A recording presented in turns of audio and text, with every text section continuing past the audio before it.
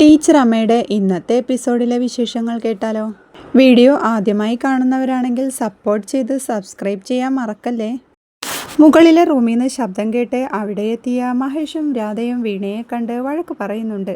നീ എന്ത് കളിയായി കളിക്കുന്നേ? ഇതൊക്കെ ആ സന്തോഷ് അറിഞ്ഞ എന്താ ഉണ്ടാവുകയെന്നറിയോ? നിന്നോട് അമ്മയെ കാണാൻ കയറരുതെന്ന് പറഞ്ഞിട്ടുള്ളതല്ലേ. വിഷ്ണുവേട്ടനുള്ള സമയത്ത് എൻ്റെ ജീവിതം കൂടി നീ കുഴപ്പത്തിലാക്കാൻ നോക്കുകയാണോ എന്ന് രാധ ചോദിക്കുക. എല്ലാവരുടെയും ജീവിതം തകർക്കാനാ ഇവൾ ശ്രമിക്കുന്നത്. രേണു ഇതറിഞ്ഞ അവൾ പെട്ടി പ്രമാണം എടുത്ത് വീട്ടിൽ പോവും. അതോടെ അവളുടെ തന്ത എന്നെ തീർക്കുകയും ചെയ്യും. എല്ലാവരും ഇതറിഞ്ഞ അമ്മ ജയിലിൽ പോവേണ്ടി വരും എന്ന് മഹേഷ് പറയുമ്പോൾ ഇതിനേക്കാൾ ഭേദം ജയിൽ തന്നെയാ. എന്നെങ്കിലും ഒരു ദിവസം ഇറക്കി വിടുമല്ലോ.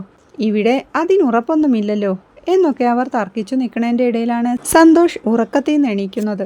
വിഷ്ണുവേട്ടന് കുറേ ദിവസമായി എന്തൊക്കെയോ സംശയങ്ങൾ ഉള്ളതായി ഞാൻ ശ്രദ്ധിക്കുന്നുണ്ട്. അതോർത്ത് ടെൻഷനോടെ നടക്കുമ്പോഴാ അതിൻ്റെ ഇടയിൽ ഇവൾ വന്ന് അമ്മയെ കാണുന്നത്. നിനക്കെന്താ വീണേ കാര്യം പറഞ്ഞാൽ മനസ്സിലാവാത്തേ?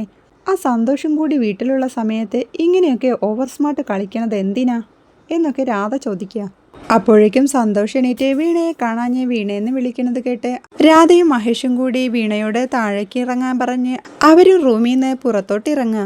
റൂമിൽ എല്ലായിടത്തും നോക്കിയിട്ടും വീണയെ കാണഞ്ഞ് സന്തോഷ് റൂമിൻ്റെ ഡോർ തുറന്ന് പുറത്തിറങ്ങുന്നുണ്ട്. സ്റ്റെപ്പിറങ്ങാൻ തുടങ്ങിയ വീണയോട് പുറകെ വന്ന മഹേഷ്, സന്തോഷ് എണീറ്റു, നീ അടുത്തില്ലാത്തോണ്ടാ വിളിക്കുന്നത്. അമ്മയുടെ കാര്യം സന്തോഷിനോട് പറഞ്ഞു പോവരുത്, വേറെന്തെങ്കിലും പറഞ്ഞ് നിൽക്കാൻ നോക്ക് എന്ന് മഹേഷ് വീണയെ വാൺ ചെയ്യുമ്പോഴേക്കും തളത്തിലിറങ്ങി വീണയെ വിളിച്ചോണ്ട് സന്തോഷ് സ്റ്റെപ്പിന് മുന്നിലൂടെ പോകുന്നുണ്ട്. അത് കണ്ട് മഹേഷ് വീണയോട് നിന്ന് താളം ചവിട്ടാതെ ഇറങ്ങാൻ പറയുന്നുണ്ട്. പിറകെ തന്നെ മഹേഷും രാധയും ഇറങ്ങുക. വീണയെ വിളിച്ച് തിരിഞ്ഞു നോക്കിയ സന്തോഷ് അവരെ 3 പേരെയും ഒരുമിച്ച് കാണുമ്പോൾ എന്ത് പറ്റി, എന്തെങ്കിലും ഇഷ്യൂ ഉണ്ടോയെന്ന് ചോദിക്കുക. എന്ത് ഇഷ്യൂ? 3 ആളും ഒരേ സമയത്താ വെള്ളം കുടിക്കാൻ എണീറ്റത്. പിന്നെ കല്യാണക്കാര്യങ്ങൾ സംസാരിച്ച് സമയം പോയതറിഞ്ഞില്ല എന്ന് മഹേഷ് പറയുന്നുണ്ട്. പെട്ടെന്ന് എണീറ്റ് നോക്കിയപ്പോൾ വീണയെ കാണാൻ ഞാൻ ആകെ പേടിച്ചു പോയി എന്ന് സന്തോഷ് പറയുമ്പോൾ, എൻ്റെ പൊന്നളിയ, ആദ്യമൊക്കെ ഇങ്ങനെ എണീക്കുമ്പോൾ കെട്ടിയോൾ അടുത്തില്ലെങ്കിലാ പേടി, പിന്നെ അടുത്ത് കെട്ടിയോൾ ഉണ്ടെങ്കിലാ പേടി എന്ന് മഹേഷ് പറയണ കേട്ട് രാധ അവനിട്ട് ഒന്ന് കൊടുക്കുന്നുണ്ട്. ഇത് കേട്ട് സന്തോഷ് ചിരിച്ചോണ്ട് നിൽക്കുക. അപ്പോഴേക്കും രാധയും മഹേഷും ഗുഡ് നൈറ്റും പറഞ്ഞ് അവിടെ നിന്ന് പോകുന്നുണ്ട്. വീണ എപ്പോഴും ആകെ ടെൻഷനോടെ നിൽക്കുമ്പോൾ സന്തോഷ് അവളെയും വിളിച്ചുകൊണ്ട് റൂമിലോട്ട് പോവുക. ആകെ ടെൻഷനോടെ പരിഭ്രമത്തോടെ നിൽക്കുന്ന ടീച്ചർ അമ്മയും താഴെ വീണ പ്ലേറ്റൊക്കെ എടുത്തു വെക്കുന്നുണ്ട്. റൂമിലെത്തി ഡോർ അടയ്ക്കുമ്പോഴും വീണയുടെ ടെൻഷൻ കണ്ട് ഓക്കെ അല്ലേന്ന് സന്തോഷ് ചോദിക്കുമ്പോൾ ചിരിച്ചോണ്ട് ആണെന്ന് വീണ മറുപടി പറയുന്നുണ്ട്. വീണ സംസാരിക്കാൻ നിൽക്കണതിൻ്റെ ഇടയിൽ ഞാനൊന്ന് മയങ്ങിപ്പോയി, ബാക്കി കഥ പറഞ്ഞാലോ? അല്ലെങ്കിൽ വേണ്ട, ഇനി ഞാൻ ഉറങ്ങിപ്പോവും എന്ന് സന്തോഷ് പറയുമ്പോൾ, അപ്പോൾ ഉറങ്ങാൻ ഉദ്ദേശമൊന്നുമില്ലേ എന്ന് വീണ ചോദിക്കുക. എൻ്റെ ഉറക്കം പോയി എന്നും പറഞ്ഞ് സന്തോഷ് പോയി തുറന്നു കിടക്കുന്ന ജനൽ അടച്ചു പൂട്ടുന്നുണ്ട്. എന്താ എല്ലാം അടച്ചു പൂട്ടുന്നേ എന്ന് വീണ ചോദിക്കുമ്പോൾ, കൊതുക്, ഭയങ്കര കൊതുക്. ആണോ എന്ന് വീണ കളിയാക്കി ചോദിക്കുമ്പോൾ, കാറ്റടിച്ച് കയറുന്നുണ്ട്, നല്ല തണുത്ത കാറ്റ് എന്ന് സന്തോഷ് വീണ്ടും പറയണ കേട്ട് കാറ്റ്, കൊതുക്, തണുപ്പ്, ഇപ്പം എല്ലാം മാറിയില്ലേ, എന്നാ ഇനി ചെന്ന് കിടന്ന് ഉറങ്ങിക്കോ എന്ന് വീണ വീണ്ടും കളിയായി സന്തോഷിനോട് പറയാ. സന്തോഷ് നാണത്തോടെ തലചൊറിഞ്ഞ് നിൽക്കുക. ജനാല അടച്ചത് നന്നായി, പുറത്ത് മഴ പെയ്തു തുടങ്ങി എന്ന് സന്തോഷ് പറയുമ്പോൾ, എനിക്ക് തോന്നി മഴ പെയ്യുമെന്ന് എന്ന് ചിരിച്ചോണ്ട് വീണ വീണ്ടും പറയാ. ഒരു പാട്ട് പ്ലേ ചെയ്യട്ടെ എന്ന് സന്തോഷ് ചോദിക്കുമ്പോൾ, മനസ്സിലായി. ജാനകി അമ്മയുടെ നിദ്രിതൻ നീരാഴി നീന്തിക്കടന്നപ്പോൾ സ്വപ്നത്തിൻ കളിയോടം കിട്ടി, ആ പാട്ടല്ലേ? അതല്ലെന്ന് സന്തോഷ് പറയുമ്പോൾ, സന്തോഷ് ചേട്ടൻ്റെ ഒരു വൈബ് വെച്ചിട്ട് ആ പാട്ടാവുമെന്നാണ് ഞാൻ കരുതിയത് എന്ന് വീണ പറയുമ്പോഴേക്കും സന്തോഷ് മൊബൈലെടുത്ത് കുഞ്ചാക്കോ ബോബനും മിയയും അഭിനയിച്ച റൊമാൻറ്റിക് സോങ്ങായ ഒരു മെഴുതിരിയുടെ പ്ലേ ചെയ്യിക്കുക. ഇത് കണ്ട് കൊള്ളാലോ എന്ന് വീണ പറയാം. പിന്നീട് ആ സോങ്ങിനകത്തുള്ള അവരുടെ മാസ് റൊമാൻസ് ആണ് നടക്കുന്നത്. പാട്ടൊക്കെ കഴിയുമ്പോഴേക്കും ആദ്യ രാത്രി ആഘോഷമാക്കിയ സന്തോഷിനെയും വീണയുമാണ് കാണുന്നത്. രാവിലെ ആവുമ്പോഴേക്കും അവർ സന്തോഷിൻ്റെ വീട്ടിലേക്ക് തിരിച്ചെത്തുക. റൂമിലെത്തി സന്തോഷ് ഡ്രസ്സ് മാറാൻ ഒരുങ്ങുമ്പോഴേക്കും പിറകെ വന്ന വീണ, എല്ലാവരും വലിയ ഗൗരവത്തിലാണല്ലോ എന്ന് ചോദിക്കുക. ഇന്നലെ വിരുന്നൂണ് കഴിഞ്ഞ് ഞാൻ അവിടെ നിന്നത് അമ്മയ്ക്കും ഇടങ്കോൽ അമ്മാവനും ഇഷ്ടമായില്ല, അതാ ഇത്ര കാനം എന്ന് സന്തോഷ് പറയുമ്പോൾ, സന്തോഷിട്ടും വിളിച്ചു പറഞ്ഞിട്ടല്ലേ അവിടെ നിന്നതെന്ന് വീണ ചോദിക്കുന്നുണ്ട്. ഇടങ്കോലമ്മാവൻ ഇന്നലെ മൊത്തം അമ്മയെ എരികേറ്റി കാണും, അയാൾ വല്ലാത്തൊരു പാഷാണത്തിൽ ക്രിമിയ എന്ന് സന്തോഷ് പറയുമ്പോൾ, ആളെ ഓടിക്കണോ എന്ന് വീണ ചോദിക്കുന്നുണ്ട്. മിക്കവാറും വേണ്ടിവരും, അല്ലാതെ ഒന്ന് സ്വസ്ഥമായി ജീവിക്കാൻ സമ്മതിക്കില്ല എന്ന് സന്തോഷും പറയാം. എന്തായാലും ടൂർ പോയി വന്നിട്ട് പുള്ളിയെ നമുക്ക് ഓടിക്കാം എന്ന് വീണ പറയുമ്പോഴേക്കും ബാക്കിയുള്ളവര് എന്തൊക്കെ പറഞ്ഞാലും അമ്മയ്ക്ക് അണ്ണനെന്ന് പറഞ്ഞ ജീവനാ. അതുകൊണ്ട് പുള്ളിക്ക് പണി കൊടുക്കുന്നത് അമ്മ അറിയരുത് എന്ന് സന്തോഷ് പറയുമ്പോൾ ഒന്നും നടന്നില്ലെങ്കിൽ നമുക്ക് ജോണേട്ടനെ വിളിക്കാം. ആൾക്ക് ജോണേട്ടനെന്ന് പറഞ്ഞാൽ ഭയങ്കര പേടിയാണെന്ന് വീണ പറയുന്നുണ്ട്. അത് ശരിയാ കേട്ടോ, എൻ്റെ അടുത്ത് നേരിട്ട് തന്നെ പറഞ്ഞിട്ടുണ്ട് ജോണിന്റെ മുഖം കണ്ട ആള് പെശകാണെന്ന്, അതുകൊണ്ട് കൂടുതലൊന്നും അടുക്കരുതെന്ന് എന്ന് സന്തോഷം പറയുന്നുണ്ട്. ടൂറിന് പോകാൻ നമുക്ക് ഇവിടെയുള്ളവരെല്ലാം വിളിക്കണ്ടേന്ന് വീണ ചോദിക്കാം. പറഞ്ഞു നോക്കാം, വരുമെന്ന് എനിക്കൊരു പ്രതീക്ഷയുമില്ലെന്ന് സന്തോഷ് പറയുമ്പോൾ നമുക്ക് നിർബന്ധിച്ച് വിളിച്ചു നോക്കാമെന്ന് വീണയും പറയുന്നുണ്ട്. യാത്ര ചെയ്യുമ്പോൾ രണ്ട് കുടുംബങ്ങളും തമ്മിൽ നല്ലൊരു ബന്ധമുണ്ടാവുമല്ലോ, അത് നമുക്ക് തന്നെയല്ലേ നല്ലത്. പറഞ്ഞു നോക്കാമെന്ന് സന്തോഷ് പറയുമ്പോഴേക്കും വീണയുടെ മൊബൈൽ റിങ് ചെയ്യുന്നുണ്ട്. വല്യമ്മയായിരുന്നു വിളിച്ചത്. നീ സന്തോഷിന്റെ വീട്ടിൽ തിരിച്ചെത്തിയോന്ന് ചോദിച്ചതിന് ശേഷം വീട്ടിലെത്തിയപ്പോൾ ലില്ലിക്കുട്ടിയും പിള്ളേരും എന്നെ അങ്ങ് വഴക്ക് പറഞ്ഞു. അതെന്തിനാ വല്യമ്മയെന്ന് വീണ ചോദിക്കുമ്പോൾ ഞാൻ നിങ്ങളുടെ ട്രിപ്പിന്റെ ചെലവ് രാധയോടും മഹേഷിനോടും നോക്കാൻ പറഞ്ഞത്. അവരതിനെങ്കിലും എന്തെങ്കിലും കാശ് മുടക്കട്ടെ എന്ന് വിചാരിച്ചിട്ടാ. ഇതിപ്പോ അവരും കൂടി നിങ്ങളുടെ കൂടെ യാത്രയ്ക്ക് വരുമല്ലേ, അങ്ങനൊന്നും ഞാൻ തീരെ പ്രതീക്ഷിച്ചില്ല എന്ന് വല്യമ്മ പറയണ കേട്ട് അതിനെന്താ വല്യമ്മേ, എല്ലാരും കൂടി പോകുമ്പോൾ നല്ല രസാവില്ലേന്ന് വീണ ചോദിക്കുക.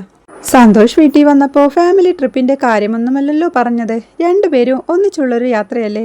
ആ യാത്രയല്ലേ ഇപ്പോൾ വേണ്ടത്, ഫാമിലി ട്രിപ്പിനൊക്കെ ഇനിയും സമയം ബാക്കി കിടക്കുന്നില്ലേ എന്ന് വല്യമ്മ വീണ്ടും അവളെ വഴക്ക് പറയുമ്പോൾ നമ്മുടെ വീട്ടിൽ നിന്ന് എല്ലാവരും വരുന്ന സ്ഥിതിക്ക് ഇവിടെയൊന്ന് പറയണ്ടേ വല്യമ്മയെന്ന് വീണ ചോദിക്കുക. അക്കാര്യം ഞാനും സന്തോഷേട്ടനും ഇവിടെ വീട്ടിൽ പറയുന്ന കാര്യം ആലോചിക്കായിരുന്നു. എന്നാ പിന്നെ രണ്ട് കുടുംബം മാത്രമല്ല, സ്കൂളിലെ സാറന്മാരെയും പിള്ളേരെയും എല്ലാരെയും കൂട്ടിക്കോ എന്ന് വല്യമ്മ ദേഷ്യത്തോടെ വഴക്ക് പറയുമ്പോൾ പിണങ്ങല്ലേ വല്യമ്മേ, രണ്ട് കുടുംബക്കാരും ഒന്നിച്ചു പോകുമ്പോൾ എല്ലാവരും തമ്മിൽ നല്ലൊരു ബന്ധമുണ്ടാവില്ലേ എന്ന് വീണ ചോദിക്കുമ്പോൾ നീ പിള്ളേരെ പഠിപ്പിക്കാൻ പോകുന്നുണ്ടെങ്കിലും നിന്റെ ലോകവിവരമൊക്കെ കണക്കാക്കുഞ്ഞി. ഈ യാത്ര നിങ്ങൾ രണ്ടുപേരും മാത്രം പോകണമെന്ന എൻ്റെ ഒരു താല്പര്യം. ഇന്നലെ ഞാൻ പറഞ്ഞതും അങ്ങനെ തന്നെ ഉദ്ദേശിച്ച. അവസാനം അത് ഫാമിലി ട്രിപ്പായി. വീട്ടിലെത്തിയപ്പോൾ ഈ കാര്യം പറഞ്ഞ് ലില്ലിയും പിള്ളേരും എന്നെ തല്ലിയില്ലെന്നേ ഉള്ളൂ. എനിക്കതൊന്നും കുഴപ്പമില്ലെന്ന് വീണ പറയുമ്പോൾ നീ സരസ്വതിയെ പോലെ എല്ലാവരെയും പരിഗണിച്ച് സ്വന്തം ജീവിതം ഇല്ലാതാക്കരുത്. ഞാൻ വിഷമിപ്പിക്കാൻ പറഞ്ഞതല്ല, ഈ യാത്ര നിങ്ങൾ രണ്ടുപേരും മാത്രമാവുമ്പോഴാ നിങ്ങൾ തമ്മിൽ കൂടുതൽ അടുപ്പമുണ്ടാവുകയും മനസ്സിലാക്കാൻ പറ്റുകയും പരസ്പരം ഇഷ്ടങ്ങൾ മനസ്സിലാക്കാൻ പറ്റുകയും ഒക്കെ ചെയ്യുക. അതാ അതിന്റെ ഭംഗി. കുടുംബത്തോടൊപ്പമുള്ള യാത്രയാവുമ്പോൾ നിങ്ങൾക്ക് എല്ലാവരെയും പരിഗണിക്കേണ്ടിയും ശ്രദ്ധിക്കേണ്ടിയും വരും എന്ന് വല്യമ്മ വീണ്ടും ഉപദേശിക്കുമ്പോൾ ഇതിനി ഇങ്ങനെ അങ്ങ് നടക്കട്ടെ, ഞങ്ങൾ മാത്രമായി പിന്നീട് പോയിക്കോളാം എന്ന് വീണ വീണ്ടും പറയുമ്പോൾ പിന്നെയൊന്നും നടക്കില്ല കുഞ്ഞി, ഇതിപ്പോ രാധയോടും മഹേഷിനോടും സ്പോൺസർ ചെയ്യാൻ പറഞ്ഞതിന്റെ കുഴപ്പമല്ലേ. നിങ്ങളുടെ യാത്ര ഞാൻ സ്പോൺസർ ചെയ്യാം, നിങ്ങൾ മാത്രമായി പോയിട്ട് വാ. അവരുടെ പരിപാടി അങ്ങ് ക്യാൻസൽ ചെയ്യുന്ന വല്യമ്മ പറയണ കേട്ട് ഇനി വേറൊരു വിധത്തിൽ സംസാരം വരുന്നത് തന്നെ മോശമല്ലേ. ഇതിനി ഇങ്ങനെ അങ്ങ് നടക്കട്ടെ വല്യമ്മേ എന്ന് വീണ പറയുന്നുണ്ട്. എല്ലാവരുടെ ഒപ്പം നിൽക്കുമ്പോഴും നിങ്ങൾക്ക് നിങ്ങളുടെ ജീവിതം കൂടി നോക്കാനാവണം. നിങ്ങൾക്ക് സിംഗപ്പൂരോ മലേഷ്യയിലോ മറ്റോ പോണോ എങ്കിലും വല്യമ്മയ്ക്ക് പ്രശ്നമൊന്നുമില്ല, ചെലവ് ഞാൻ നോക്കിക്കോളാം. കൈതച്ചക്ക വിറ്റുപോയതിന്റെ കാശ് അത്യാവശ്യം എൻ്റെ കയ്യിലുണ്ട് എന്ന് വല്യമ്മ പറയണ കേട്ട് വല്യമ്മയുടെ ഈ മനസ്സ് എപ്പോഴും എൻ്റെ കൂടെ ഉണ്ടായിരുന്നാ മതി, അതൊരു ധൈര്യമാ. ടൂറ് ആലോചിച്ച പോലെ തന്നെ പോട്ടെ വല്യമ്മേ എന്ന് വീണ പറയണ കേട്ട് എന്നാ ശരി, നിങ്ങളുടെ ഇഷ്ടം അങ്ങനെ തന്നെ നടക്കട്ടെ എന്നും പറഞ്ഞുകൊണ്ട് അവർ കോൾ വെക്കുക. അപ്പോഴേക്കും ഡ്രസ്സൊക്കെ മാറ്റി അങ്ങോട്ട് വരുന്ന സന്തോഷം വീണയുടെ അടുത്ത് കട്ടിലിൽ ഇരിക്കുന്നുണ്ട്. നമ്മൾ രണ്ടാളും മാത്രമായി യാത്ര പോവാനാ വല്യമ്മ പറയുന്നതെന്ന് വീണ പറയുമ്പോൾ ഞാനും അങ്ങനെയല്ലേ ഉദ്ദേശിച്ചെന്ന് സന്തോഷ് ചോദിക്കുന്നുണ്ട്. എന്തായാലും ഇതിപ്പോ നമ്മൾ ആലോചിച്ച പോലെ ഫാമിലി ട്രിപ്പായി തന്നെ പോവാം, ഒരു കുഴപ്പവുമില്ല എന്ന് സന്തോഷ് ചിരിച്ചോണ്ട് പറയുമ്പോൾ ഓക്കെ സെറ്റ് എന്നും പറഞ്ഞോണ്ട് വീണയും അവിടെ നിന്ന് എണീറ്റ് ഡ്രസ്സ് മാറാനായി പോവുക. പിന്നീട് കാണിക്കുന്നത് വീണയും ചേട്ടത്തി റാണിയും കൂടി നടനിലൂടെ സംസാരിച്ചോണ്ട് നടക്കുന്നതാണ്. വീണ ടൂറ് പോകുന്ന കാര്യമൊക്കെ റാണിയോട് പറയുമ്പോൾ ഇങ്ങനെ സുന്ദരമായൊരു കിണാശ്ശേരിയൊക്കെ നമുക്ക് സ്വപ്നം കാണാം, ഇതൊക്കെ നടക്കുമോ വീണ എന്ന് റാണി ചോദിക്കണ കേട്ട് എന്തു പറ്റി ഏട്ടത്തിന്ന് വീണ ചോദിക്കുക. ഇവിടെ ഓരോന്നും ഓരോ ഇനമാ, ഒന്നിന് പിടിക്കുമ്പോൾ ഒന്ന് പോവും, ഒന്നിച്ചിരിക്കുമ്പോൾ മറ്റതിന് ദേഷ്യവുമാവും. ഓരോന്നിനെ ഡീല് ചെയ്യുമ്പോഴും ഓരോ വിധത്തിൽ ശ്രദ്ധിക്കണം, എല്ലാം കൂടി ഒന്നിച്ചുണ്ടെങ്കിൽ നമ്മളാകെ കുഴയും എന്ന് റാണി പറയുമ്പോൾ ടൂറിന് രണ്ട് ഫാമിലിയും ഒപ്പമുണ്ടെങ്കിൽ നല്ലതാവുമെന്ന് ഞങ്ങൾ കരുതിയെന്ന് വീണ പറയുന്നുണ്ട്. കല്യാണം തന്നെ സന്തോഷ് അത്രയ്ക്ക് വാശി പിടിച്ചിട്ടാ നടന്നത്. ആ ഇടങ്കോലൊക്കെ നന്നായിട്ട് പണിയാൻ നോക്കിയതാ. അയാളെയൊക്കെ പൊക്കിക്കൊണ്ട് ടൂറ് പോവാന്ന് പറഞ്ഞ അതിനേക്കാൾ വലിയ ദുരന്തമുണ്ടോ വീണ എന്ന് ഏട്ടത്തി ചോദിക്കുമ്പോൾ എന്നാലും ഒന്ന് പറഞ്ഞു നോക്കാം ഏട്ടത്തി, വരുന്നവർ വരട്ടെ, എന്തായാലും ആനന്ദേട്ടനും ചേട്ടത്തിയും വരണം പ്ലീസ് എനിക്കും ആനന്ദേട്ടനും വരാൻ സന്തോഷമേ ഉള്ളൂ. ഞങ്ങൾ ശരിക്കും ഹാപ്പിയാ. പക്ഷേ അമ്മയുൾപ്പെടെയുള്ള കക്ഷികളുണ്ടെങ്കിലേ ഞങ്ങൾക്ക് വരാൻ പറ്റൂ. അല്ലെങ്കിൽ പിന്നെ ഞങ്ങളെ ചെവി തല കേൾപ്പിക്കത്തില്ല.